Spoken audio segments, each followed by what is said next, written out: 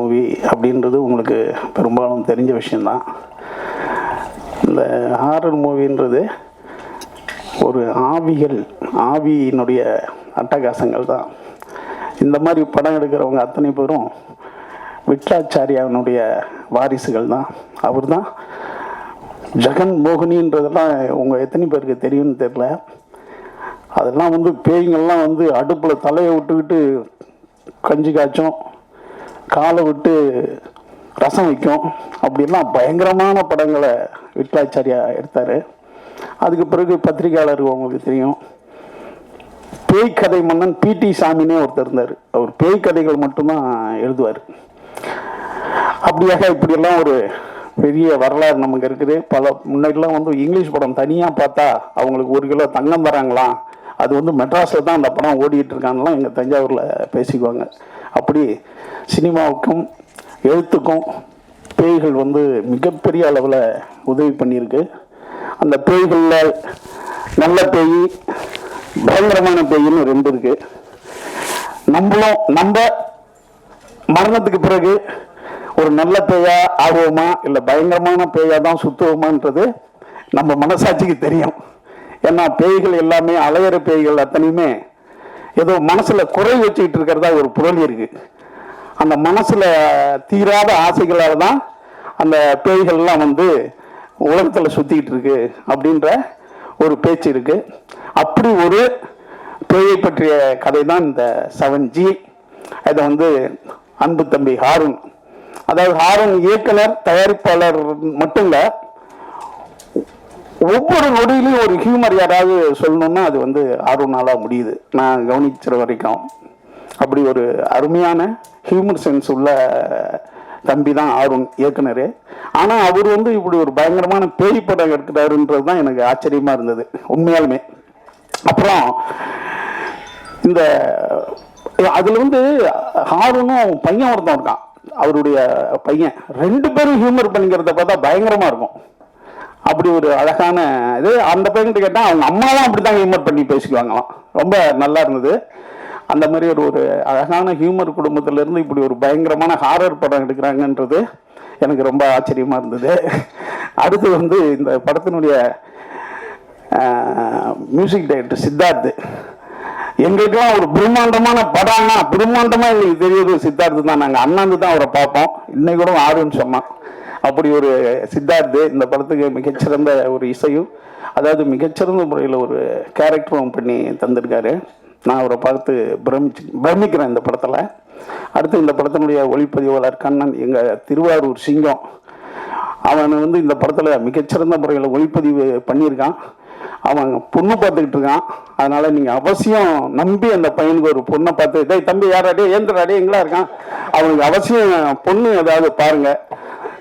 ஏன்னா ரொம்ப நாளாக நானும் பல பேர்கிட்ட சொல்லி பார்க்குறேன்பா. என்னன்னா நீங்களாம் ஒரு சமூகத்துக்கு ரொம்ப நன்மை பண்ணுற பத்திரிகையாளர்கள். இந்த வேலையும் நீங்கள் பண்ணி தந்தா, அது ஒரு நல்ல பையனுக்கு பண்ணி தந்தா அது நல்லா இருக்கும். ரொம்ப அருமையான பையன், நம்பி பொண்ணு கொடுக்கலாம். இந்த படமும் வெற்றி அடையணும், அவனுடைய வாழ்க்கையும் ஒரு நல்ல பொண்ணு கிடைச்சி வெற்றி அடையணுன்றது என்னுடைய வாழ்த்துக்கள். அடுத்தது இந்த பாப்பா என்னடா அது காமெடி, அதாவது காமெடிப்பா. கேமராமெல்லாம் நல்லா யாராவது காதலிச்சுருவாங்க ஹீரோயின்களை பார்த்து, அது அந்த வேலையாவது நீ பார்க்கலாம்பா.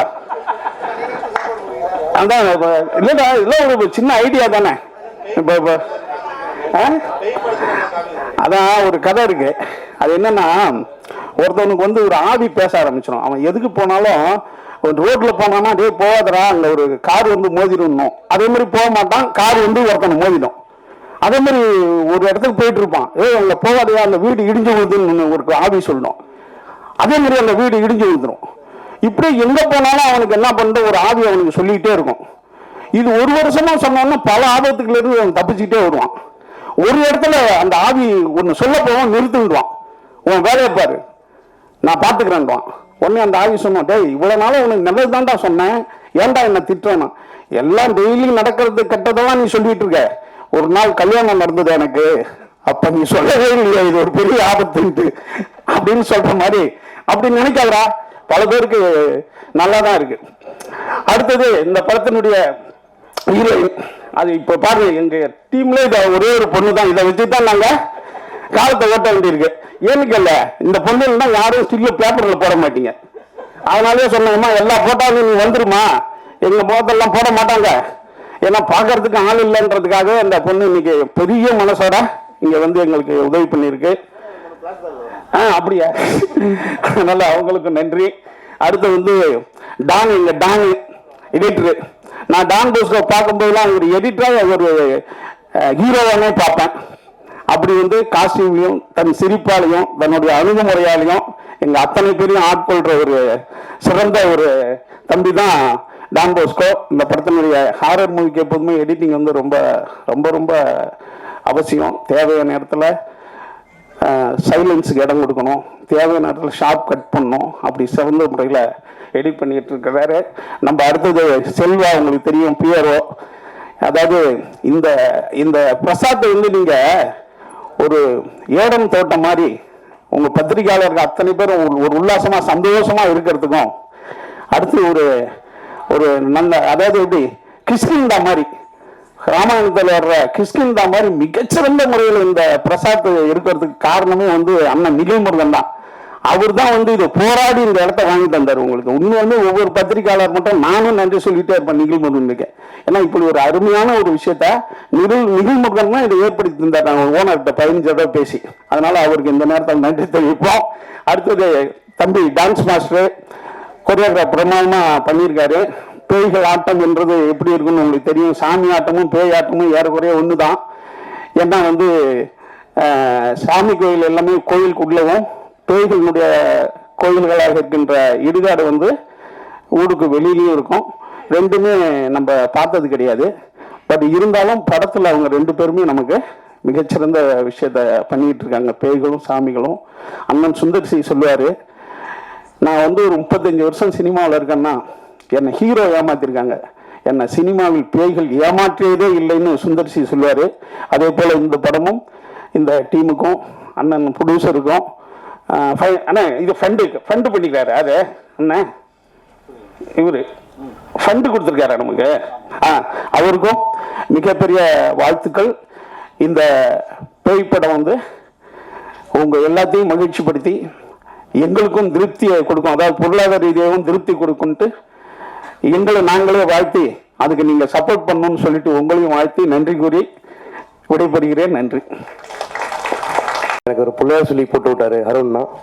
அதுக்கப்புறம் கிட்டத்தட்ட 60 சாங் பண்ணிட்டேன், வெளி படம், மியூசிக் வீடியோ, ஆடெல்லாம். இந்த படம் வாய்ப்பு கொடுத்ததுக்கு ரொம்ப ரொம்ப நன்றிண்ணா, ரொம்ப தேங்க்யூ. ஃபேமிலி மாதிரி அருண்னா. அப்புறம் இந்த டீம், கண்ணன், அப்புறம் எடிட்டர் சிவத் விபின் சார், எல்லாருமே சூப்பர் ஜாப் பண்ணியிருக்காங்க இந்த படத்தில். இந்த படம் மாபெரும் வெற்றியோட வாழ்த்துக்கள். நன்றி, வணக்கம். 5 மினிட்ஸ் தேங்க்ஸ் மட்டும் சொல்லிக்கிறேன். அப்பா அம்மாவுக்கு தேங்க்ஸ். இந்த படம் காரணமாக இருந்த ராஜேஷ்க்கு, என் ஃப்ரெண்டுக்கு ஒரு தேங்க்ஸ். என் ஃபஸ்ட்டு படத்துக்கு ஷோரீல் கூட கேட்காம எனக்கு கேமராமேனாக ஃபிக்ஸ் பண்ண டைரக்டருக்கு ரொம்ப தேங்க்ஸ். டே 1 இருந்தே நான் என்ன கேட்குறேனோ அதை கொடுத்து சப்போர்ட் பண்ணார். எனக்கும் ஒரு சின்ன பயம் இருந்துச்சு, என்னடா ஃபஸ்ட்டு படம் நம்ம கேட்குறது கிடைக்குமா, நம்ம குவாலிட்டி கொடுக்க முடியுமா அப்படின்னு. நான் கேட்குறது எல்லாமே செகண்ட் ஆப்ஷனும் எல்லாமே எடுத்துக்கோங்க பண்ணுங்கன்னு சொல்லி கொடுத்தாரு. பாருங்கள், பெஸ்ட்டாக பண்ணியிருக்கோம்.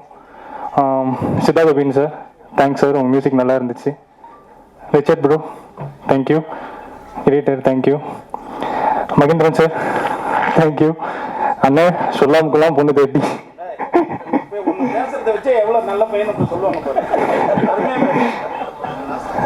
வீட்லேயும் பார்த்துட்டு இருக்காங்கண்ணே.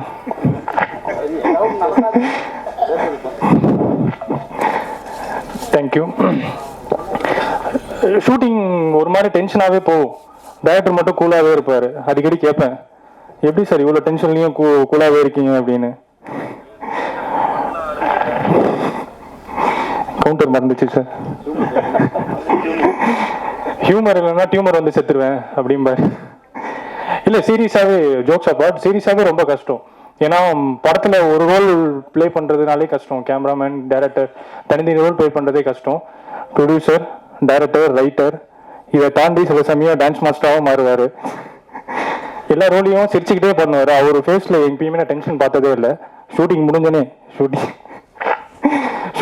டென்ஷனாக இருப்பார். ஷூட்டிங் ஸ்பாட்டில் ஒருத்தர் கூட ஒரு சின்ன முகசலிப்பு கூட காட்டவே மாட்டார்.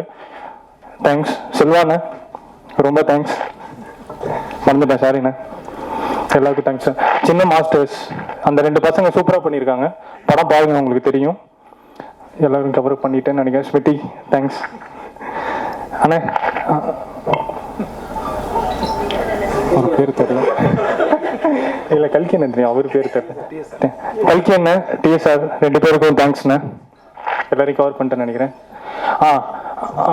ஒரு 2 பேரும் மட்டும் ஸ்டேஜ் கூப்பிட்டுக்கலாமா?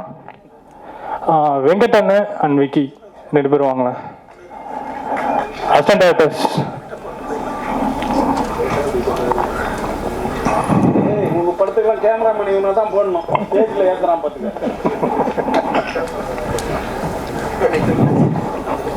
பக்கத்தில் வந்து நிற்க வச்சு இல்லை அங்கே போட்டோ தம்பி போட்டோறா. நீங்கள் அப்படியே கொடுங்க. வாங்க.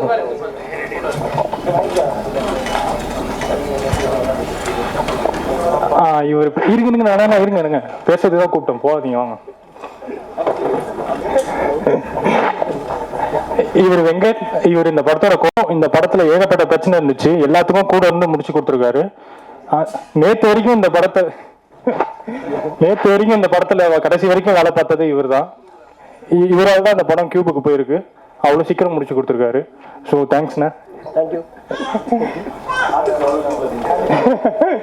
ஆர்டிஸ்ட் அவர் தான் கியூப்ல எடுத்து போய் கொடுத்தாரா.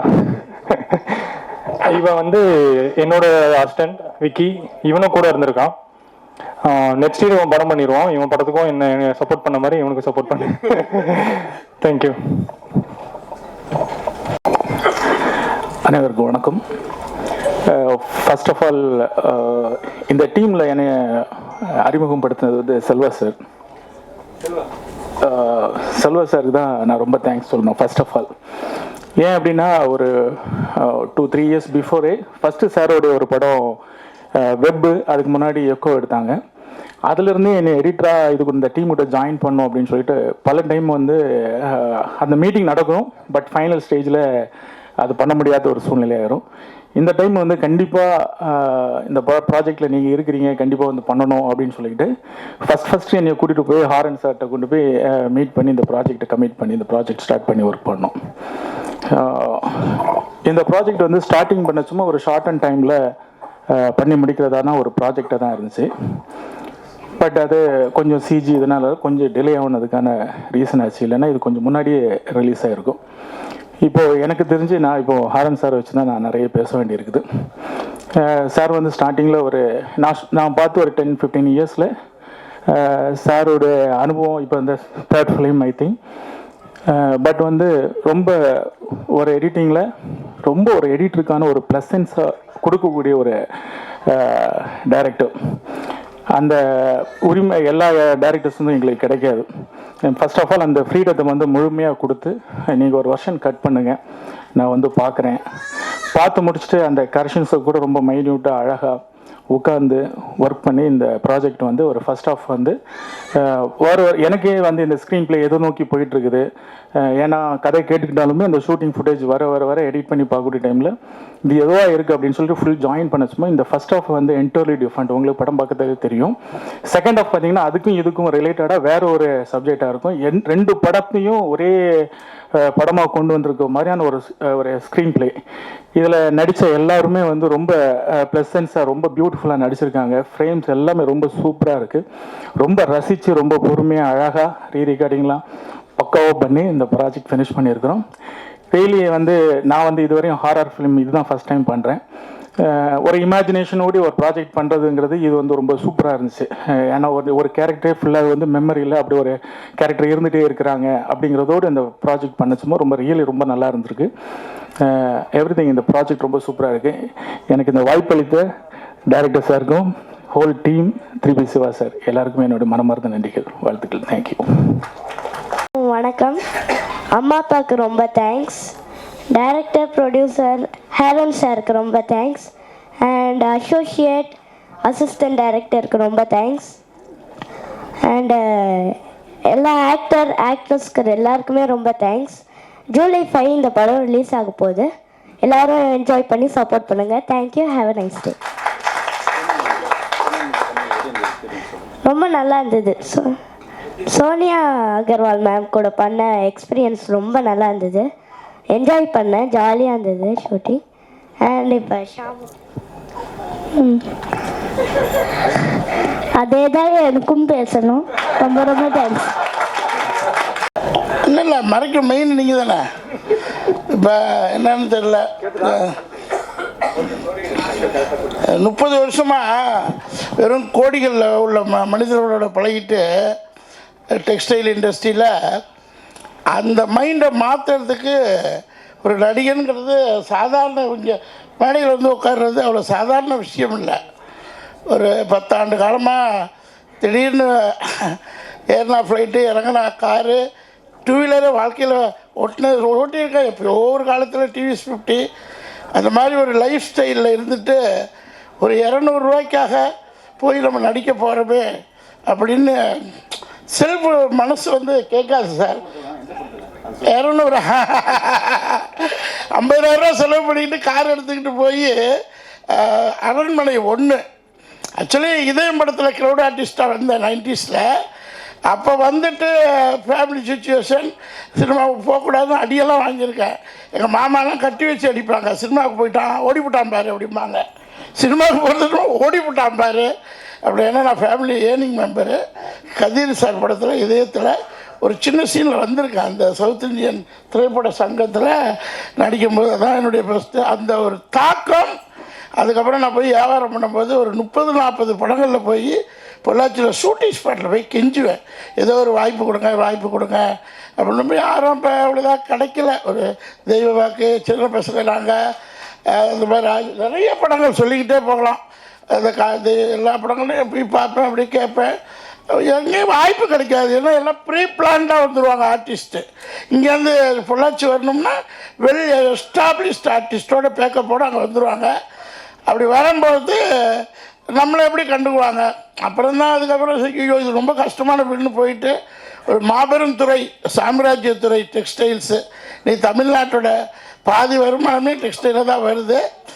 அவங்க துறையை விட்டுட்டு அடுத்து நம்ம போய் சினிமாவில் குரோர்ஸ் அண்ட் குரோர்ஸ் சம்பாதிக்கணுங்கிற மாபெரும் எண்ணத்தோட, அதாவது 200 ரூபா வாங்கும்போதே நினப்பேன் இன்றைக்கி நம்ம 10 கோடி 20 கோடி வாங்குவோம். எப்போன்னு லண்டன் இருக்குன்னு கிட்டத்தட்ட 70-80 படங்கள் ரிலீஸ் ஆகிடுச்சு. 30-40 படங்கள் ரிலீஸ் ஆகாமல் ப்ராசஸில் இருக்குது.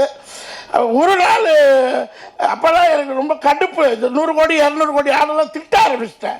போய் ஏன்டா நீ 100 கோடி வச்சுருக்க, 200 கோடி ஒரு 2 கோடி 5 கோடிக்கு படம் பண்ணுங்கடா அப்படின்னு போய் திட்ட ஆரம்பிச்சிட்டேன். காரணம் என்னென்னா இங்கே உள்ள அசிஸ்டன்ட் டைரக்டர்ஸ், மேனேஜர்ஸ் என்னடா அவர் சொல்கிறாரு பொய்யோ டுபாக்குரோ எல்லோரும் திருப்பூர் போகலான்னு வந்து பார்த்தா எல்லோரும் பிரமிச்சிட்டாங்க. போராடி ஒரு 50 கம்பெனியில் top 10 company, Ramraj, Viking, Chennai Silks, Pothys, இந்த மாதிரி கம்பெனிஸு கெஞ்சி கூத்தாடி பார்த்துட்டு ஐயோ படமே எடுக்க முடியாது போல இருக்கு, தெரியாதரமாக வந்துட்டோம். இந்த 200 ரூபா ஒரு வாய்ப்பு கொடுத்தாங்களே, அதை மறுபடியும் நடிக்க போனால் என்ன அப்படின்னு நடிக்க வந்தது தான் அது வந்து சேதுபதியில் ட்ரெயினிங் ஆகி அயலியில் பெரிய ஆளாகி இப்போ மறுவடிவம் கொடுத்துக்கிட்டு இருக்கு. திடீர்னு 1 நாள் 2 நாள் படங்கள் என்னால் போக முடியல. Health challenges, travels, cinema company bus ticket, நான் ஏசி பஸ் கொடுக்கும், இல்லாட்டி ட்ரெயின் டிக்கெட் கொடுக்கும், அவ்வளோதான். அப்புறம் ஃப்ளைட்லையே சொந்த காசு போட்டு எல்லா ஊருக்கும் ஃப்ளைட்டில் போய் காசு இருந்துச்சு. இப்போ தான் காசு இல்லை.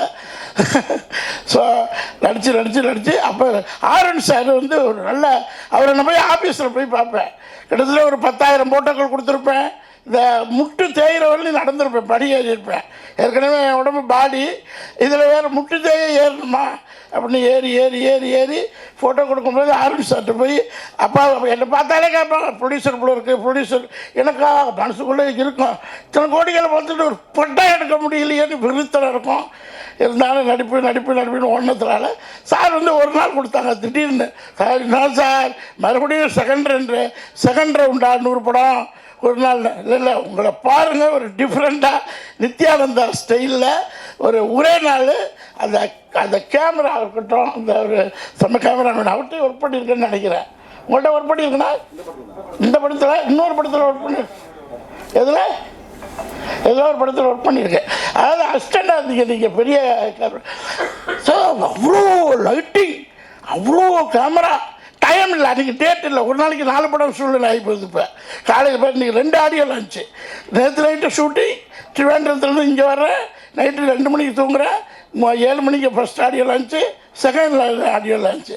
அந்த மாதிரி சினிமா காலகட்டங்களும் அந்த நேரம் வரும்போது டேக் ஆஃப் பண்ணிக்கிட்டே போகும்போது அந்த படத்தில் அந்த சீன் எடுத்தார் பாருங்கள் டைரக்டரு, அவ்வளோ பிரமாதம் sir. Media sir already trailer cut வந்து மக்கள்கிட்ட ஏகப்பட்ட பாராட்டு கொண்டு சேர்த்துட்டீங்க. நீங்கள் எங்கே பார்த்தாலும் 7G ட்ரெய்லர் கட்டு தான். ட்ரெய்லர் கட்டுன்னு தானே சொல்லுவோம்.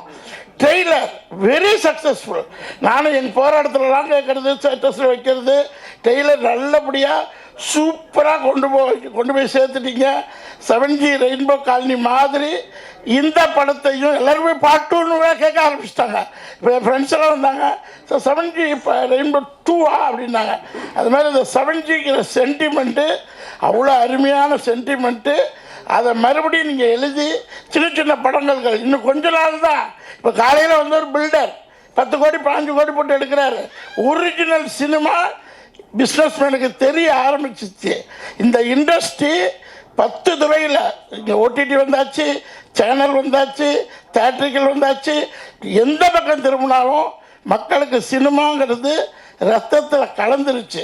அதனால் இந்த துறை வந்து மேலும் மேலும் வளரணும். சார் வந்து அடுத்தடுத்த படங்களில் எனக்கு கொஞ்சம் நல்லா 2 நாள் 3 நாள் கேரக்டர் கொடுக்கணும். அதே மாதிரி லெஜண்ட் நம்ம சுப்பிரமணிய சார், அவர் திருடாத்திருடி படம் பார்த்தேன். அதுக்கப்புறம் அவரோட நடித்த பெருமை. அது மாதிரி ஒரு எத்திக்ஸ் 2-3 படத்தில் ஒர்க் பண்ணிட்டோம். அது மாதிரி எல்லாருமே நிறைய பேர் புதுமுகங்கள். அவர் நம்ம மியூசிக் டைரக்டர், அவர், நான், இன்னொரு வித்யா மேம், அருண் சார், இவங்கெல்லாம் ஒரு டீமு ஃப்ரெண்ட்ஷிப்பாக. தண்ணி வேணுமே கொஞ்சம் இருக்கா? அதே பேசும்போது தண்ணி கம்பல்சரி வேணும். போதும், நிறைய பேசியாச்சு. நீங்கள் எழுதணும், சின்ன சின்ன படங்களை எழுதணும். அதுக்காக தான் இவ்வளோ தூரம் பேசுகிறேன். 7Gயை எப்படி ட்ரெய்லர் கட்டில் நல்லபடியாக கொண்டு போய் சேர்த்திங்களோ அதே மாதிரி எழுத ஆரம்பிச்சுங்க. RRP என்னமோ நீங்கள் எழுதுறது தான் சட்டம், அதை மக்கள் பார்க்க ஆரம்பிச்சிடுவாங்க. சின்ன சின்ன ப்ரொடியூசர்ஸு வளரணும் தான் எங்களை மாதிரி ஆர்டிஸ்ட்டுக்கு நிறைய வேலை கிடைக்கும். Okay, thank you. Jegan, super introduction, thank you. Every call எனக்கு ஒரு படத்துக்கு வரும்போது ஃபஸ்ட் கொஸ்டின், நடிகை கூப்பிட்றீங்களா மியூசிக் கூப்பிட்றீங்களான்னு கேட்பேன். ஸோ இந்த படத்தில் ஃபஸ்ட்டு ஆக்டிங் தான் நான் வந்தேன். And then I did the music for the film. So Harun பற்றி சொல்லணுன்னா, சொன்ன மாதிரி செம்ம ஹியூமர் சென்ஸ் இருக்குது. ஆனால் படம் கொஞ்சம் சீரியஸாக தான் இருக்கும். இவர் எப்படின்னா இதே படம் ஸ்பூஃபாக கூட இருக்குது, அவருக்கு சான்ஸ் இருக்குது. பார்ட் 1 பார்ட் 2 மாதிரி. The movie story first கேட்கும்போது horror film is always a sure shot, ஒரு சேஃபான ஒரு ஜானர் அது. அந்த பட் ஹருண் இந்த படத்தில் ஒரு டிஃப்ரெண்ட் ட்விஸ்ட் கொடுத்து he has portrayed it. So அது ரொம்ப இன்ட்ரெஸ்டிங்காக இருந்தது. இன்டர்வெல் ரொம்ப கூஸ் பம்ப்ஸ் மூடாக இருக்கும் அது. And this is my second movie horror film. So first படம் காமெடி ஹாரர் படம் பண்ணேன், ஹலோ நான் போய் பேசுகிறேன், அது முடிஞ்சு இது. So it was very interesting to work in this film and to work with Harun. ஏன்னா lot of ideas he gives, lot of different tones எப்படி யூஸ் பண்ணலாம், லாட் ஆஃப் ரிசர்ச் பண்ணிவிட்டு நம்ம we went for the film. ஸ்பாட்லேயே நம்ம உட்காரும் போது actions மொத்தம் ஹாரராக இருக்கும், இல்லைன்னா ரொம்ப ஃபன்னாக இருக்கும். த ஹோல் டீம் ஒரு ஃபேமிலியாக நம்ம ஒர்க் பண்ணோம். அண்ட் அப்பப்போ சார் வீட்டிலேருந்து பிரியாணியெல்லாம் வரும். So those will be fun days. So I hope நீங்கள் எல்லாம் படம் பார்க்கும்போது you will all enjoy the film. Because Sonia Agarwal ma'am ஒரு சூப்பர் ரோல் பண்ணியிருக்காங்க. Smriti is also done wonderful role. And Sonia Agarwal ma'am கிட்ட ஒர்க் பண்ணும்போது நிறையா I asked a lot of questions to her, and every version she's acted in the film. So how was it to work with this person, that person, and all that? And before action, சொல்றதுக்கு முன்னாடி she'll be one person. As soon as they say action, she turns into a totally different person. The character மாறுறாங்க.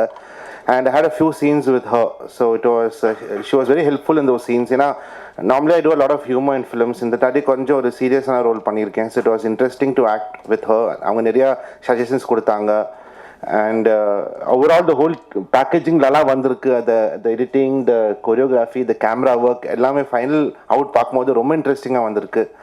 So thank you all for this wonderful film. And Harun kuda ukarumbodhu oru script ukarumbodhu and the spotlight he'll start discussing his next movies. So I think oru padame oru one day la mudichiruvaru oru scripting session. So already I think 3-4 scripts is lined up for him. So all the best to the team, and நீங்க எல்லாம் படம் பாருங்க. I hope you all get scared as much as we did. Thank you very much. ரொம்ப நன்றி brother. Present media எல்லாருக்கும் வணக்கம். TSR அண்ணன் நான் பேசினதெல்லாம் அவரே பேசிட்டு போயிட்டாரு ரொம்ப நேரமா. அண்ணே இப்போதான் கேட்டேன் அவர்கிட்ட, என்னண்ணே சினிமாவுக்கு வந்தது உங்களை அடித்தாங்களா? ஆமாப்பா, சின்ன வயசில் நான் ரொம்ப சுமார்ட்டாக இருப்பேன், அதில் அடித்தது தான் மூஞ்சிலே எங்கள் மாமன் அடிப்பான், அதில் வீங்கினது தான் மூஞ்சிலாம் அப்படின்னாரு. அண்ணே இந்த படத்தில் ஒரு ஒரு இன்ட்ரெஸ்டிங்கான கேரக்டர், அந்த யூனிஃபார்ம் பார்த்தாவே தெரியும். ஆருண் சார் ஒரு தடவை கால் பண்ணி கல்கி இந்த படத்தில் நடிக்கணும் அப்படின்னு கேட்டிருந்தாங்க. சார் படம் பேர் என்ன சார்? செவன்ஜி சூப்பர் சார், நமக்கு ரொம்ப பிடிச்ச படம் செவன்ஜி. Rainbow colony sir. யார் சார் லீடாக பண்ணுறாங்க? சோனியா அகர்வால் மேடம். சார் என்ன சார் சொல்கிறீங்க, சூப்பர் சார் அப்படின்னு சொல்லிட்டு அப்படியே கிளம்பி அந்த பாட்டை போட்டு நினைத்து பார்த்தாயின்னு போயிட்டு இருந்தேன். அங்கே வாட்ச்மேன் ட்ரெஸ் கொடுத்தாங்க. ஒரு இன்ட்ரெஸ்டிங்கான கேரக்டர். நான் நினச்சேன் வந்து ஏற்ற அப்பார்ட்மெண்ட்டில் இருப்போம் போல் இருக்கு நம்ம அப்படின்னு நினச்சேன். ஒரு இன்ட்ரெஸ்டிங்கான கேரக்டர். ஆருண் சாரை பற்றி சொல்லணும்னா ரொம்ப பயங்கரமான ஹியூமர் சென்ஸான கேரக்டர். நான் விழுந்து சிரிச்சுட்டு சீரியஸாக படம் பண்ணிகிட்டு இருப்பார். ஆனால் எல்லாரையும் ஒரு வைபாக டீமை எல்லாம் சிரிச்சுக்கிட்டே ஜாலியாக இருக்கும். இன்னொரு தடவை ஷூட்டிங் போனால் கூட அவ்வளோ ஜாலியாக இருக்கும். நான் கேட்டேன், சார் என்ன சார் இப்படி ஒரு படம் பண்ணுறீங்க, நீங்கள் ஒரு காமெடி படம் பண்ணலாமா சார் அப்படின்னு. அன்றைக்கி தான் சொல்ல ஆரம்பித்தார் ஒரு கதைலாம் பயங்கர இன்ட்ரெஸ்டிங்காக இருக்கும். ஸோ தேங்க்யூ சார் இந்த படத்தில் என்னை நடிக்க வச்சதுக்கு. அப்புறம் எக்ஸிக்யூட்டிவ் ப்ரொடியூசர் செல்வா சார் எப்போதுமே என் மேலே ஒரு அன்பாகவும், தம்பி இதை பண்ணணும் இது பண்ணக்கூடாது அப்படின்னு என் மேலே ஒரு அக்கறை செலுத்திகிட்டே இருப்பாங்க. தேங்க்யூ செல்வாண்ண. அப்புறம் சுப்பிரமணியா சிவாஜானா, முதல்ல நான் வாய்ப்பு கேட்ட டைரக்டர் சுப்பிரமணிய சிவா சார். யோகி படத்தில் அண்ணன்ட்ட பேசினோம்னா ஒரு உலக சினிமாலேருந்து உள்ளூர் சினிமா வரைக்கும் எல்லாமே பேசுவாங்க. அவ்வளோ விஷயங்கள் கற்றுக்கலாம். ஒரு யூனிவர்சல் மாதிரி. அப்படி அண்ணன் அவங்களும் வந்து இந்த படத்தில் காம்பினேஷன் கிடையாது. இந்த படத்தில் வந்து டப்பிங்கில் பார்த்து தம்பி நடிச்சிருக்கானா நல்லா பண்ணுவாயா அப்படின்னு சொல்லிட்டு அன்பாக சொல்லியிருக்காங்க. தேங்க்யூண்ணா. எல்லாருக்குமே இங்கே வருது எல்லாருக்குமே நன்றி. தேங்க்யூ. ஹாய், எல்லாருக்கும் வணக்கம். உங்கள் எல்லாரையும் இந்த படத்தோட 7G படத்தோட ப்ரெஸ் மீட்டில் சந்திக்கிறதுல எனக்கு ரொம்ப ரொம்ப சந்தோஷம். ஃபர்ஸ்ட் நான் ஓகேவா ஓகே. ஸோ ஃபர்ஸ்ட் நான் தேங்க்ஸ் சொல்ல தொடங்குறேன். ஃபஸ்ட்டு ப்ரெஸ் பீப்புள் உங்கள் எல்லாருக்குமே ரொம்ப தேங்க்ஸ். உங்களோட டைம் ஸ்பெண்ட் பண்ணி எங்களோட மூவியை ப்ரமோட் பண்ண வந்ததுக்கு. அண்ட் என்னோட டைரக்டர் சார் அருண் இந்த ஆப்பர்ச்சுனிட்டி கொடுத்ததுக்கு I am very very happy and grateful. And my entire team பார்த்தீங்கன்னா ஃபுல்லாக ரொம்ப ஃபன் ஃபில்டாக ஜாலியாக போச்சு. ஒரு ஹாரர் மூவினா எவ்வளோ சீரியஸாக இருக்கும், எல்லா சுச்சுவேஷனும் சீரியஸாக இருக்கும். ஆனால் இங்கே ஆஃப் கேமரா வந்தீங்கன்னா அப்படியே எல்லாமே கம்ப்ளீட்டாக டிஃப்ரெண்ட்டாக இருக்கும். ஃபுல் மூவியுமே செம்ம லாஃப்டர் ஆகிட்டா. அண்ட் டோட்டல் டீம், என்னோட சினிமாட்டோகிராஃபர் கண்ணனாக இருக்கட்டும், சித்தார்த் விப்பனாக இருக்கட்டும், அவரோட எனக்கு கொஞ்சம் காம்பினேஷன் இருந்துச்சு. சோனியா மேம், சுப்பிரமணிய சிவா சார், அவரை ஆல்ரெடி நான் சந்திச்சிருக்கேன். அண்ட் இந்த படத்தில் அவரோட சேர்ந்து நடிக்கிறதுல எனக்கு ஒரு ஆப்பர்ச்சுனிட்டி கிடச்சிருக்கு. ஸோ ஓவராலாக எனக்கு இது ரொம்ப ஸ்பெஷல். ஏன்னா நான் பண்ண ஃபர்ஸ்ட் ஹாரர் ஃபிலிம். அண்ட் இந்த எக்ஸ்பீரியன்ஸே எனக்கு ரொம்ப ஹாப்பியாக, ரொம்ப ஒரு நல்ல ஃபன் வைபாக இருந்துச்சு. அண்ட் டெஃபினட்டாக நல்லா வந்திருக்கு. ஸோ நீங்கள் எல்லோரும் தியேட்டரில் போய் பார்த்து எங்களை சப்போர்ட் பண்ணணும். நன்றி.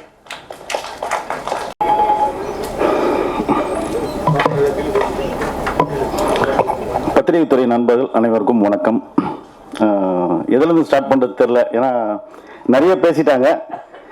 இந்த டீம் வந்து எனக்கு வந்து அவ்வளோ சப்போர்ட் பண்ணாங்க. மெயினாக வந்து நம்ம எங்கள் எல்லாருக்கும் சீனியர், ஆனால் அவர் தான் எப்பயுமே செட்லேயே ரொம்ப யூத்தாக யங்காக அந்த அவர் தலைமுடியை போலவே மனசும் அவருக்கு வெள்ளை மனசு. எங்கள் அண்ணன் கூட என்ன வாடா போடா டே தம்பின்னு அவ்வளோ உரிமையாக கூப்பிட்டதில்லை. எப்போ பார்த்தாலும் சொல்டா தம்பி எங்கே இருக்க அப்படின்ற மாதிரி அவராக ஃபோன் பண்ணி பேசுவார். ஒரு 4 வருஷம் இருக்குமாண்ணே, 4 வருஷம் முன்னாடி ஒரு ஸ்கிரிப்ட் சொல்லணும்னு அண்ணன் கூப்பிட்டுருந்தேன்.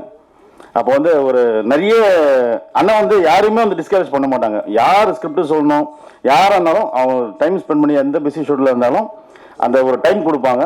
அப்போ அண்ணா அன்றைக்கி 2-3 ஷெட்யூல் சொன்னாங்க. அப்புறம் 8 o'clock மேலே வட்டுமாடா தம்பின்னு கேட்டார். சரி வாங்கினேன்னு சொன்னேன். வந்துட்டு நைட்டு ஸ்கிரிப்ட் சொன்னார். அண்ணா இன்னைக்கு நைட் கூடவே ஸ்டே பண்ணிட்டாரு. அதான் சொன்ன விதம், ஸ்கிரிப்ட் சொன்ன விதத்தில் நான் ஆக்சுவலாக அந்த ஸ்கிரிப்ட் பண்ண முடியாமல் போச்சு. இந்த லாக்டவுன் அந்த இஷ்யூஸ் இல்லாமல் பட்ஜெட் இஷ்யூஸ்னால அது பண்ண முடியாமல் போச்சு. ஃப்யூச்சரில் அது பிளான் இருக்குது. பேசும்போது மொபைலே பார்த்துட்டு இருக்கேன்னு தவறாக நினைக்க வேணாம். இன்னைக்கு 4 o'clock வந்து ஃபஸ்ட்டு வீடியோ சாங் ரிலீஸ் ஆகுது. அதுக்கு உண்டான ஒர்க்கும் கொஞ்சம் போயிட்டு இருக்கு. அதனால் ஃபஸ்ட்டு ஸ்டார்ட்னா இது வந்து 7G அப்படின்றப்போ எல்லாருக்கும் அந்த வர அந்த ரெயின்போ காலனி வரது வந்து அது எல்லாருக்கும் யூஸ்வலான விஷயம். அந்த 7G ரெயின்போ காலனிக்கும் இதுவும் எந்த ஒரு இதுவும் இல்லை. இது எல்லாமே வந்து நீங்கள் நான் சொன்னாலும் நம்ப மாட்டீங்க, கோஇன்சிடென்ஸாக எல்லாமே நடந்தது. ஆக்சுவலாக நான் அப்பார்ட்மெண்ட்டே பார்த்தீங்கன்னா ஒரு 13th floor தான் ஃபஸ்ட்டு செலக்ட் பண்ணோம். அது ஒரு வேற ஒரு டிவி சேனல் வந்து அவங்க 3-4 இயர்ஸ்க்கு அப்படியே வேணும்னு சொல்லி புக் பண்ணதுனால ஒரு ஷூட்டுக்கு ஒரு 3 days முன்னாடி வந்து அது அவைலபிள் இல்லை, நீங்கள் 7th floor பார்த்துங்க அப்படின்னாங்க. சரி அப்புறமா வந்து நான் 7th floor செக் பண்ணும்போது 7H நல்லா இருந்தது. சரி என் பேரும் சொன்னால் சென்டிமெண்ட்டாக ஹெச்சில் ஸ்டார்ட் ஆகுது, இது நல்லா இருக்கு அப்படின்னு சொல்லி சொன்னாங்க. அது ஒரு 1 day நான் சொன்னேன் சம்திங் எலக்ட்ரிக்கலோ சம்திங் பிளம்பிங் இஷ்யூன்னு சொல்லிட்டு நீங்கள் 7G எடுத்துங்க அப்படின்னாங்க. இதுக்கு முன்னாடி நான் ஒரு 2-3 பேர்ட்ட ஸ்கிரிப்ட் சொன்னேன். லாஸ்ட்டாக இந்த டேட் இஷ்யூ அந்த கொஞ்சம் அந்த டைம் அந்த பேமெண்ட் இஷ்யூ லாஸ்ட்டாக எனக்கு உள்ள கமிட் ஆனவங்க வந்து சோனியா அகர்வால் மேம். அந்த மாதிரி இது எல்லாமே வந்து இந்த டைட்டில் பிளான் பண்ணியோ நான் முதல்ல சொல்லி அப்படியே ப்ரெஸ்ஸில் கொஸ்டின் கேட்பீங்க, நான் முதல்ல ஆன்சர் பண்ணிடுறேன். டைட்டிலுக்கோ இது எதுவுமே நம்ம பிளான் பண்ணி பண்ணல. எல்லாமே நான் ஒரு 3-4 டைட்டில் கில்லில் கொடுத்தேன். அவைலபிள் இல்லை அவைலபிள் ஏன்னா பிளாக்கோ இல்லை டார்க் மாதிரி ஒரு டைட்டில் ஒரு டார்க் ஸ்டோரி அப்படின்ற மாதிரி டைட்டில் எனக்கு கனெக்டாக இருக்கும்னு நினச்சேன். எனக்கு அந்த டைட்டிலும் எதுவுமே கேட்கும்போது அவைலபிளாங்க. நான் ஜஸ்ட் லைக் தட் 7Gன்னு கொடுத்துட்டு வந்தேன். நாங்கள் செக் பண்ணி சொல்கிறோன்னு சொன்னாங்க. செக் பண்ணிவிட்டு அவங்களே கால் பண்ணாங்க, அவைலபிள் இருக்குது நீங்கள் டைட்டில் எடுத்துக்கலாம் அப்படின்னு சொன்னாங்க. அப்படி தான் டைட்டில் வந்தது. ஃபர்ஸ்ட் நான் நம்ம டிஓபிலேருந்து ஸ்டார்ட் பண்ணுறேன். கண்ணன் அது முன்னாடி ஒரு 4-5 months ஒரு கேமராமேன் கூட நான் ஒர்க் ட்ராவல் அந்த ஸ்கிரிப்டில் ஷூட்டுக்கு ஒரு 3 days முன்னாடி அவர் கொஞ்சம் தவிர்க்க முடியாத விஷயத்தினால ஒரு பர்சனல் இஷ்யூஸ்னால அவர் பண்ண முடியல சார்னாங்க. அப்போ எல்லா ஒர்க்கும் போயிட்டு எல்லாருமே கேட்டாங்க என்னங்க 2 days ஷூட்டில் கேமராமேனே ரெடி ஆகல 2 days ஷூட்டில் இருக்குன்னா அப்போ நம்ம கூட ஒரு தம்பி இதில் ரோல் பண்ணியிருக்காரு. அவனை கூப்பிட்டு கேட்டேன் உனக்கு தெரிஞ்ச என்ன கேமராமேன் தான் ரெஃபர் பண்ணுறா அப்படின்னு சொல்லுப்பா அப்படின்னா ஃப்ரெண்டு இருக்கானே அவன் எப்பயுமே கேமரா கையோட தான் பேசும்போதும் சரி அந்த ஆங்கிளோட தான் பேசுவார் அப்படின்னு சொல்லி சொன்னேன். சரி வர சொல்ல ஆஃபீஸ்க்குன்னு அவர்கிட்ட டிஸ்கஸ் பண்ணேன். இந்த மாதிரி ஒரு சீக்வன்ஸ் இருக்குது நீங்கள் என்ன மாதிரி லைட்டிங் பண்ணுவீங்கன்னு சொல்லி கேட்கும்போது அவர் வந்து ஒரு ஸ்டைல் காமிச்சார், ஒரு ரெஃபரன்ஸ் காமிச்சார் இந்த லைட்டிங். எனக்கும் அதுக்கும் கரெக்டாக ஒத்து போச்சு. சார் ஸ்கிரிப்ட் பவுண்ட் எப்போ சார் கொடுப்பீங்க, நான் ஃபர்ஸ்ட்டு எப்போ ஷூட் போடலாம்னு சொல்லுவேன் சார்னா நீ மண்டே ஷூட்டுக்கு வந்துரு நம்ம ஸ்டார்ட் பண்ணிடலாம், நான் ஃப்ரீயாக இருக்கும்போது ஸ்கிரிப்ட் கொடுக்குறேன் நீ அப்புறம் படிச்சு நான் டெய்லி உனக்கு கொஞ்சம் நான் சொல்கிறது மட்டும் எடுத்து கொடுத்துருன்னு சொன்னேன்.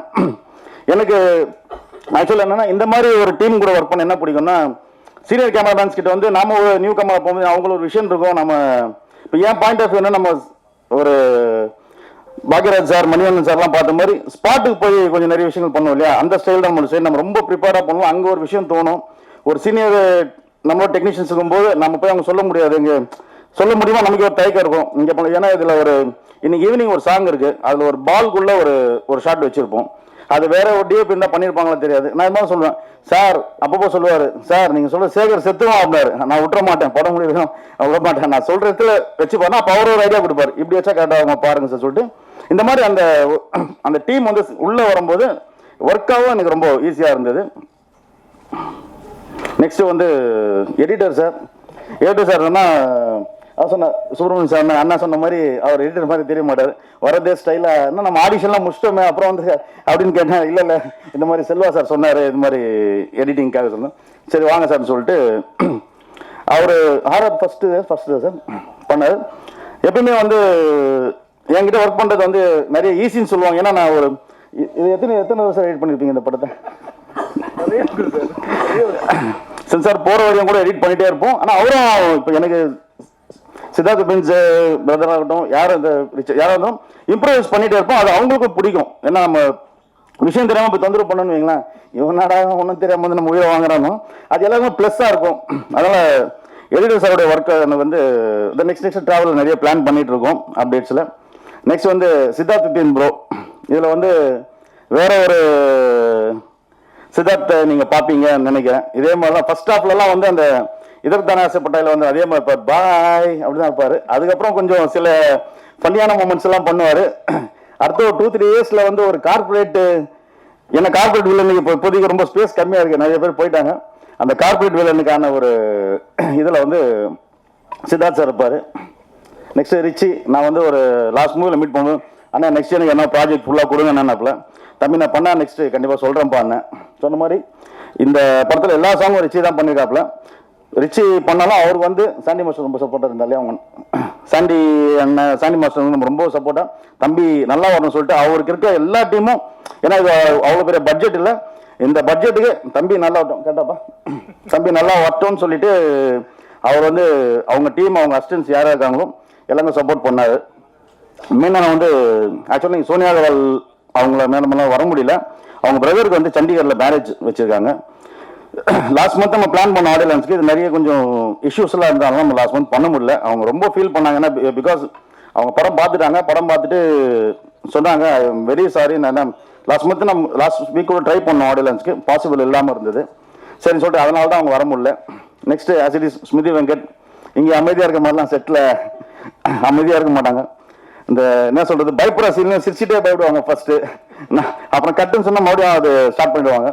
ப்ளஸ் அந்த 2 கிட்ஸ் 2 பேருமே அவங்களுடைய இப்போ ஜாலியாக இருந்துன்னு சொன்னார் இல்லையா, அன்றைக்கி வந்து லாஸ்ட் ஷாட் எடுக்கவே விடல, அவ்வளோ அடம் பிடிச்சி அழுதாரு. ஆனால் அவ்வளோ சப்போர்ட் ஒரு மாடியில் ஒரு ஹேங்கிங் சீன் மாதிரி வரும்.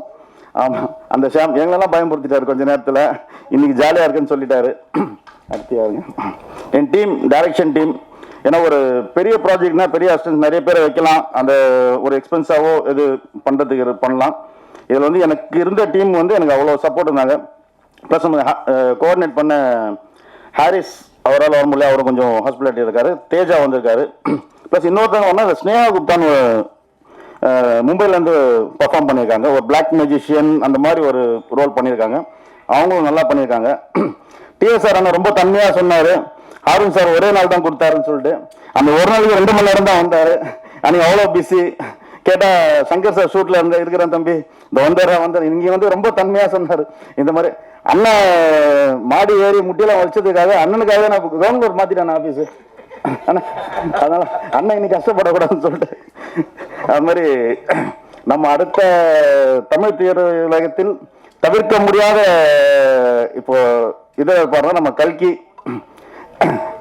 வந்து இந்த ஸ்டாண்டில் மாரஜில் ஒரு ஸ்டாண்ட் நின்னீங்க பார்த்தீங்களா, அங்கே நின்னது நீங்கள் எங்கே போறீங்க, ஏன்னா நம்ம ஷூட் நடக்கும்போது சைமல்டேனியஸாக மகாராஜாவும் போயிட்டு இருந்தது. அங்கே ஃபுல்லாக நைட் இருப்பார் அந்த டீமில். மார்னிங் வந்து கண்ணெல்லாம் சிவந்திருக்கும், என்ன தம்பி நைட்டு என்ன இல்லைண்ணா ஷூட்டில் இருந்தேன் அதான் நானும் கேட்டேன் அப்படின்னு. அங்கே ஏன்னா நீ பேசிக்காக குரங்கு பொம்பை வந்து எனக்கு இன்னும் ரொம்ப ஃபேவரட்டு. என்னடா அதுக்கப்புறம் படம் பண்ணல நான் நிறைய கேட்பேன், எங்கே நிதில் சார் காணணும், அப்போ தான் ஸ்டார்ட் பண்ணிட்டாரு. ஏன்னா எனக்கும் நட்டி சார் வந்து ரொம்ப க்ளோஸு, அது நட்டி சார் பண்ணுறாரு, விஜய் சார் என்ன பண்ணுறான்னு சொல்லிட்டு டெய்லி இங்கே சொல்லுவார், ரொம்ப நல்லா வந்துட்டு இருக்குன்னு. சரி சந்தோஷம், நம்ம சைடில் இருக்க ஒருத்தங்க இந்த வராங்கன்றப்போ நம்ம எல்லாருக்கும் சந்தோஷம். கல்கி கிட்ட நீங்கள் என்னன்னு பார்த்தீங்கன்னா எப்பயுமே யாருமே ஒருத்தர் வந்து காப்பி பண்ணாங்க ரொம்ப நாள் ஸ்டாண்ட் பண்ண முடியாது. அந்த முகத்திலே 300 நம்பியார் காட்டுவாங்க சொல்லுவாங்க இல்லையா, அந்த மாதிரி ஒரு எக்ஸ்பிரஷன் நீங்கள் ஒரு ஹியூமராக கொடுத்துட்டீங்கன்னா எவ்வளோ எக்ஸ்பிரஷன் இதில் காட்ட முடியல. சில சீக்வன்ஸ்லாம் சும்மா ஒரு ஐடியாவை சொன்னேன், சார் இது பண்ணலாம் சார், ரொம்ப அழகாக ஒர்க் அவுட் ஆகும்னா. எனக்கு என்னன்னா இந்த மூவி வந்து கொஞ்சம் அந்த காமெடின்ற இந்த விஷயமே இல்லாமல் ஒரு டீசென்ட் ஒரு ஹாரராக ஒரு ஃபீல் குட் ஹாரராக பண்ணணும்னு பிளான் பண்ணேன். அதனால நானே அந்த ஹியூமர் எவ்வளோ ஸ்கிப் பண்ண முடியுமோ எங்கேயுமே நம்ம அது இல்லாமல் ஒரு நம்ம சொல்லுவோம் இல்லையா, கொஞ்சம் இங்கிலீஷ் மூவிஸ்லாம் பார்த்தோம் டீசெண்டாக இருந்தது வந்து வாட்ச் பண்ணுறது, அந்த ஸ்டைல் பண்ணணும்னு சொல்லி நம்ம ஃபிக்ஸ் பண்ணிட்டு தான் இதில் எல்லாமே பண்ணியிருக்கோம். ப்ளஸ் வந்து இந்த டெக்னீஷியன்ஸ் எல்லாருமே கண்ணனுடைய team, crane camera light team, costume department எல்லாமே எனக்கு வந்து ரொம்ப சப்போர்ட்டாக இருந்தாங்க. ஒரு விஷயம் நான் எப்பவுமே சொல்லுவேன், என்னதான் ஒரு BMW ஆடி கார் எதுவாக இருந்தாலும் இந்த கார் போனோம்னா ஒரு 500 ரூபாய் பெட்ரோல் போட்டு தான் ஆகணும். அந்த பெட்ரோல் இல்லைன்னா அந்த கார் அங்கே ஷெட்டில் தான் இருக்கணும். அந்த மாதிரி தான் எனக்கு என்னுடைய வெல்விஷர் பிரதர் மாதிரி மகேந்திர சார், அவரை வந்து அன்எக்ஸ்பெக்டடாக மீட் பண்ணி ஆர்வன் மேலே நம்பிக்கை இருக்குது அப்படின்னு சொல்கிற விஷயம் வேற. நான் பண்ணுற விஷயத்து மேலே ஒரு நம்பிக்கை ஒன்று இல்லையா. அவர் இந்த நீங்கள் எங்கே பார்த்தீங்கன்னா போஸ்டர்லேயும் சரி பேனர் சரி எங்கேயுமே ஒரு பேர் இருக்காது. அவர் ஸ்ட்ரிக்டாக சொல்லிட்டாரு. ஒன்று நீங்கள் நம்பவே மாட்டீங்க, அவர் எனக்கு சப்போர்ட் பண்ணுறான்னு சொல்லிட்டு அவங்க வீட்டில் கூட அவர் சொல்லலை. டில் அந்த ரிலீஸ் கிட்ட தான் வந்து இந்த மாதிரி ஒரு விஷயம் பண்ணிட்டு இருக்கேன், ஏன்னா ஆர்வன் பண்ணால் கரெக்டாக பண்ணுவார்னு சொல்லிட்டு. எத்தனை பேருக்கு இந்த மாதிரி ஒரு ட்ரஸ்ட் பண்ணுற ஆள் கிடைப்பாங்கன்னு தெரியாது. ஃபஸ்ட்டு இங்கே ஒரு ப்ராஜெக்ட் ஜெயிக்கணும்னா அதான் சொல்லுவேன், நம்பிக்கை. அந்த நம்பிக்கை இருந்தால் தான் இப்போ. ஏன்னா ஆக்சுவலாக இப்போ அவர் இடத்துல யாரும் நானே இருந்தாலும் கண்டிப்பாக கோவப்பட்டிருப்பேன். ஏன்னா லாஸ்ட் நவம்பரில் செப்டம்பர் இந்த மூவி ரிலீஸ் பண்ணிட்டோம்னு சொல்லிட்டு தான் நான் ஸ்டார்ட் பண்ணேன். விஎஃப்எக்ஸ் ஒர்க்கு அவ்வளோ புஷ் பண்ணிச்சு. இன்னைக்கு பெரிய படங்களே வந்து விஎஃப்எக்ஸை தள்ளி போகிறதுனால நீங்கள் படம் பார்க்க சொல்லுவீங்க, சொன்ன அளவுக்கு மாதிரி விஎஃப்எக்ஸ் எதுவுமே இல்லையே இதுலன்னு சொல்லுவீங்க. இல்லாமல் பண்ணுறது தான் அந்த அவ்வளோ ஒர்க்கு எடுத்துடுச்சு. நம்ம ஆக்சுவலாக அவங்க செப்டம்பரில் நம்மக்கிட்ட ஹேண்ட் ஓவர் பண்ணுறேன்னு சொன்னாங்க. March end April first week தான் அவங்க ஹேண்ட் ஓவராக பண்ணாங்க. அப்போ நாம் சொல்கிறத நம்பி ட்ரஸ்ட் பண்ணி அத்தனை நாள் இருந்ததுக்கு ரொம்ப தேங்க்ஸ். என்னை வந்து இந்த ப்ராஜெக்டில் ஃபுல்லாக டென்ஷன் ஃப்ரீயாகவும் அப்பப்போ ரொம்ப டென்ஷன் பண்ணுற மாதிரியும் இருந்தது நம்ம கேஎஸ்கே செல்வா பிரதர். ஏன்னா ஒரு வீட்டுக்குள்ள அண்ணன் தம்பிங்களால அந்த சண்டை வர்றது இது வர்றது எல்லாமே சகஜம். நைட்டு வந்து அப்படி பேசிப்போம். ஏன்னா ப்ரெஷர் எல்லாமே ஹேண்டில் பண்ணோம். ஆஸ் அ ப்ரொடக்ஷனாகவும் டைரக்ஷனும் எல்லாமே ஹேண்டில் பண்ணோம். அவர்கிட்ட சொன்னால் பண்ணுவார், ஒரு ரிலாக்ஸாக சொல்லுவார், பண்ணலாம் சொல்கிறேன் அப்படின்வாரு. நமக்கு என்ன நடக்குதுன்ற மாதிரி இருப்பார். உங்களுக்கு தெரிஞ்சிருக்கும், என்னை விட மீடியா உங்கள் ஃப்ரெண்ட்ஸு உங்கள் சர்க்கிள் எல்லாருமே தெரிஞ்சிருக்கும். புரியல, கேட்கல. சார் இப்போதான் நான் ஃபர்ஸ்ட் டைம் பார்க்குறேன். செஞ்சிருவாரு. அதுதான் சிலர் செஞ்சிருவாரு, சிலர் வச்சு செய்வாரு. இல்ல கூலா வந்து மறந்துட்டேன் தூங்கிட்டேன்னு சொல்லுவோம் இல்லையா, அந்த ஸ்டைல சொல்லுவாரு. ஆமா இதெல்லாம்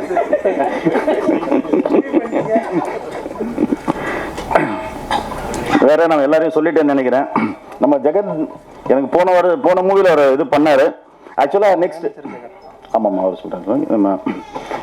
நம்ம ஜெகன் பிரதர் வந்து அடுத்த வருஷம் நீங்க அவரை கொஞ்சம் நிறைய பார்ப்பீங்க. விசிட்டிங் கார்டு ஒரு மெனு கார்டு சைஸ்ல இருக்கும்னு நினைக்கிறேன். ஆக்டர் இந்த மாதிரி எல்லாம் நிறைய ப்ராசஸ் பண்ணிட்டு இருக்காரு. எனக்கு தெரிஞ்சு ப்ரொடியூஸ் பண்றீங்களா இல்லையா? எங்க team Jagan sir manager Jagan sir, அவங்க டீம் ஆனந்த் நமக்கு ரொம்ப சப்போர்ட்டாக இருந்தார். ஸ்டில் சைடில் வந்து ரெண்டு பேருமே சார் ரொம்ப ரொம்ப ஹெல்ப்ஃபுல்லாக இருந்தாங்க. ஏன்னா அவங்க எக்ஸ்பீரியன்ஸில் நிறைய விஷயம் நம்ம கொஞ்சம் கைட் பண்ணுவாங்க. இந்த படத்தில் ரெண்டு பில்லர்னா சொன்ன மாதிரி ஃப்ளாஷ்பேக் சோனி மேம்னா இதில் வந்து ஸ்மிருதி, ரெண்டு பேருடையும் இப்போ நீங்கள் இதுவரையும் பார்க்காத ஒரு ஸ்மிருதியை நீங்கள் பார்ப்பீங்கன்னு நினைக்கிறேன். இதில் கரெக்டா அந்த மாதிரி வேற இல்லை சுப்பிரமணிய சிவா சார் அவங்க பேர் சர்மிளா மேம் அவங்க பண்ணாங்க. எல்லாருக்குமே நல்லா பண்ணியிருக்காங்க. ஒரு ஃபீல் குட் ஹாரருக்கு வந்து எப்பயுமே ஒரு நல்ல ஆடியன்ஸ் இருக்காங்க. அந்த நீங்கள் தேட்டரில் பார்க்கும்போது அதை கண்டிப்பாக அதை ஃபீல் பண்ணுவீங்க நினைக்கிறேன். தேங்க்யூ இந்த ஆடியன்ஸுக்கு வந்து இது ப்ரெஸ் மீட் தேங்க்யூ வந்து இது பண்ணதுக்கு ரொம்ப தேங்க்ஸ். யாருன்னா மறந்துருந்தா மன்னிக்கவும். நன்றி. இல்லைனா நம்ம ட்ரைலர் சாங்ஸ் எல்லாம் பார்த்துருக்கலாம். ஒரே நாளில் ரெடி பண்ண முடியல. ஆர்டிஸ்ட்டு இல்லாததுனால போன வாரம் வச்சுருக்க வேண்டிய ஆடியோ லான்ச் கொஞ்சம் டிலே ஆகிடுச்சு. அதனால் உங்களுக்கு ட்ரைலர் காட்ட முடியல. யூடியூப்பில் இருக்குது, பாருங்கள், பார்த்து சப்போர்ட் பண்ணுங்கள். ஆக்சுவலாக இந்த படம் வந்து இப்போ ரீசெண்டாக இருக்கிற பேய் படம் காமெடி படம் மாதிரியெல்லாம் இருக்காது. காஞ்சூரிங் மாதிரி ரொம்ப ஹாரராகவும் இருக்காது. 13B மாதிரி ஒரு செட்டிலான ஃபேமிலி ஹாரர் படமாக இருக்கும். பார்த்து என்ஜாய் பண்ணுங்கள். நன்றி. பேயிங் கெஸ்டாக இருக்காரு அருண் சார். இங்கே சார் படத்தில் சோனியா மேடம் என்ன கேரக்டர், இவங்க ஸ்மிருதி என்னவா வராங்க சார்? யார் பேய்? இல்லை பேயின்னு இல்லை சார், ஒரு அப்பார்ட்மெண்ட்டில் நடக்கிற ஒரு ஹாரர் விஷயம். இப்போது சோனியா ஒரு சிங்கிள் மதராக வராங்க. அவங்களுக்கு ஒரு இஷ்யூ நடக்கும். இங்கே இதுலேயும் ஒரு இந்த ஹாரர்னால இதுலேயும் நம்ம ஒரு சோஷியல் மெசேஜ் ஒன்று பிளான் பண்ணியிருக்கோம் சார். ஒரு சின்ன விஷயத்தினால ஒருத்தருடைய ஒரு சொல்கிறோம் இல்லையா, நம்ம பண்ணாத தப்புனா ஒரு அஃபெக்ட் என்ன நடக்குதுன்னு சொல்லிட்டு அதை பேஸ் பண்ண ஸ்கிரிப்ட் தான் அது. அவங்க ஒரு அப்பார்ட்மெண்ட், இவங்க ஒரு அப்பார்ட்மெண்ட்டாக அது வராங்க. அது யார் இந்த சவஞ்சி யாருக்கு அப்படின்ற மாதிரி ஒரு இஷ்யூ போயிட்டுருக்கு. சார் 7G ரெயின்போ காலனியில் வந்து சார் இங்கே சார் ஒரே நிமிஷம் சார் சொல்லிடுறேன். உண்மையிலே ரியலி தேங்க்யூ மேம். அந்த அப்பார்ட்மெண்ட் ரொம்ப தேங்க்ஸ் சொல்லணும். ஏன்னா அந்த அப்பார்ட்மெண்ட்டை நாங்கள் என்னென்ன பண்ணியிருக்கோம்னு சொல்லிட்டு இதில் பார்த்தா தெரியும். அதுக்கு முன்னாடி நான் வந்து ஒரு 4-5 months வந்து நான் அப்பார்ட்மெண்ட்ஸ் தேடினா எங்கேயுமே கொடுக்கல. ஏன்டா கொடுக்க மாட்டேன்றாங்கன்னு எனக்கு அப்போ புரியல. நாங்கள் ஷூட்டிங் முடிச்சப்போ தான் எனக்கு தெரிஞ்சது ஏன் தர மாட்டேன்றாங்கன்னு சொல்லிட்டு. ஏன்னா அவ்வளோ, ஏன்னா பிகாஸ் ஷார்ட் டைம் அந்த அப்பார்ட்மெண்ட்டை ஒரு 7 floor அப்படியே பிளாஸ்ட் பண்ணியிருக்கோம், ஃபுல்லாக பர்ன் பண்ணியிருக்கோம். அதே அந்த அந்த படத்தில் வர எல்லா சீக்வன்ஸும் அதே அப்பார்ட்மெண்ட் தான் பண்ணியிருக்கோம். வேற செட்டாவோ எங்கேயுமே நம்ம போட்டு பண்ணல, எல்லாமே லைவ்ல பண்ணியிருக்கோம். அதனால நம்ம அப்பார்ட்மெண்ட்ல இந்த என்ன கண்ணா அப்பார்ட்மெண்ட் நேம் அது அந்த நம்ம ஷூட் பண்ணோமே எஸ்எல் அப்பார்ட்மெண்ட் வேளச்சேரியில் இருக்கு. ரொம்ப நேத்தோட அவங்களுக்கு தேங்க்ஸ் மெசேஜ் சென்ட் பண்ணி தான் வந்தேன். Thank you sir. இதில் சோனியா அகர்வால் மேடம் வந்து பேயா காட்டியிருக்கேன்ட்டு ஒரு விஷயம் சொல்கிறாங்க. ஆனால் வந்து 7G ரெயின்போ காலனியில் வந்து அவங்கள அழகிய வந்து ஒரு ஆவியாக காட்டியிருப்பாங்க. இதில் ஏன் அவங்களுக்கு பேயா காட்டு உங்களுக்கு என்ன வந்தது? எதில் ஆவியாக காட்டியிருப்போம் சார்? இது 7G ரெயின்போ காலனியில். ஆமாம், அதில் சில செத்துருவாங்க, செத்துட்டு அவனோட மைண்ட் தாட்டில் வந்து அழகிய ஆவியாக தான் காட்டியிருப்பாங்க. இதுலேயும் அழகாக தான் காமிச்சிருக்கோம். அவங்க ஃபேஸ் நம்ம எதுவுமே இது பண்ணல. இதுதான் நீங்கள் பார்த்தீங்கன்னா அதோட இதில் ரொம்ப அழகாக இருப்பாங்க. இல்லை சார், இதுக்கு நான் சொன்னலையா, நல்லா முதல்ல சொல்லிட்டேன். ஆனால் நம்ம டைட்டில் லுக் கொடுக்கும்போதே நான் அப்பயே ஒரு ப்ரெஸ் மீட் மாதிரி வச்சு நான் சொல்லிட்டேன். அதுக்கு இது நம்ம எதுவுமே பிளான் பண்ணல. அது சொல்ல எல்லாமே கோஇன்சிடென்ட்டாக நடந்த விஷயம் தான் இது. சார், சித்தார்த் விபின் வந்து மியூசிக் டைரக்டரா இல்லை நடிக்கிறாரா, பேக்கேஜாக உங்கள்கிட்ட பேசுகிறாரா படங்களுக்கு, கொஞ்சம் சொல்லுங்களேன். இல்லை, படம் பார்த்தீங்கன்னா கண்டிப்பாக எல்லாரும் பேச வைப்பார். பேக்ரவுண்ட் ஒர்க் வந்து அவ்வளோ பிரமாதமாக கொடுத்துருக்காரு அவர். நாங்கள் இது மாதிரி ஒரு டீம் ஷோ மாதிரி பார்த்தோம். சவுண்டு கேட்டு எனக்கு கையில் காமிச்சார். எனக்கு எவ்வளோ கூஸ் பம்ப்ஸ் வந்து பார்த்தீங்களா அப்படின்னாரு. ஆமாங்க, நல்லா பண்ணியிருக்கீங்க அப்படின்னு சொல்லி எனக்கு வந்தது அப்போது. அதனால் அவ்வளோ ஒர்க் பண்ணியிருக்கோம். ப்ளஸ் வந்து இதில் வந்து நான் ஆக்சுவலாக வந்து இந்த ரோலே வந்து நான் சித்தார்த் மாதிரி சாரோடைய ஒரு ரோல் தான் நான் ஃபஸ்ட்டு ட்ரை பண்ணேன், ஆடிஷன் பண்ணேன். அன்எக்ஸ்பெக்டடாக ஒரு இதில் மீட் பண்ணி பேசும்போது இந்த மாதிரி போயிட்டுருக்குன்னு சொன்னேன். அப்போ ஒரு மைண்டில் வந்து இவர் பண்ணாது கரெக்டாக இருக்குன்னு சொல்லிட்டு ஃபஸ்ட்டு மூவியில் வந்தார். அப்புறம் நமக்கு பேக்ரவுண்டுக்கு சார், இப்போ ஒரு படத்தில் வந்து 2 ஹீரோ வச்சு பண்ணிடலாம் ஈஸியாக. ஆமாம், 2 ஹீரோயின் வச்சு பண்ணுறது ரொம்ப டாஸ்க்கு. ஏதாவது டாஸ்க்கு வந்து உங்களுக்கு பெருசாக இருந்ததா? இல்லை, நான் வெப்பிலே வந்து 5 பேர் வச்சு பண்ணியிருக்கேன் இல்லையா, அதனால அது நான் 2 ரெண்டுமே வந்து அழகான ஹீரோயின். சரிங்களா? யாரும் வந்து சீன்ஸாக இருந்தாலும் சரி, ஒரு ஷெட்யூலாக இருந்தாலும் சரி, அவங்களுக்குள்ள சீன்ஸை வந்து ஃபர்ஸ்ட் எடுத்துக்கணும்னு தான் சொல்லுவாங்க. ஆமாம். ஸோ உங்களுக்கு ஏதாவது டாஸ்க் அது மாதிரி இருந்ததா? கொஞ்சம் கஷ்டம். இல்லை, அப்படி இல்லை. நான் இவங்கள சொன்ன இல்லை அவங்கள எடுத்துருங்கன்னு சொல்லுவாங்க, அவங்ககிட்ட சொன்ன இல்லை இவங்கள ஃபர்ஸ்ட் எடுத்துருங்கன்னு சொல்லுவாங்க. அதனால அந்த பிரச்சனை கடைசியில் ஸ்மிருதி வெங்கட் மேடம் இல்லை அவங்க சீனியர் அவங்க பண்ணிட்டுமேன்னுவாங்க. அவங்கள கேட்டால் இல்லை அவங்க ஃபர்ஸ்ட் வந்து போகிறாங்க, அவங்க பண்ணிட்டுமேன்னுவாங்க. இல்லை, ஒன்றும் இல்லை, அவங்கள்ட்ட கொடுங்க. ஸ்மிருதி வெங்கட், இந்த படத்தில் நீங்கள் ஹீரோயினா, சோனியா அகர்வால் ஹீரோயினா? கதை தான் ஹீரோயின். நல்ல கதையா இருக்குல்ல.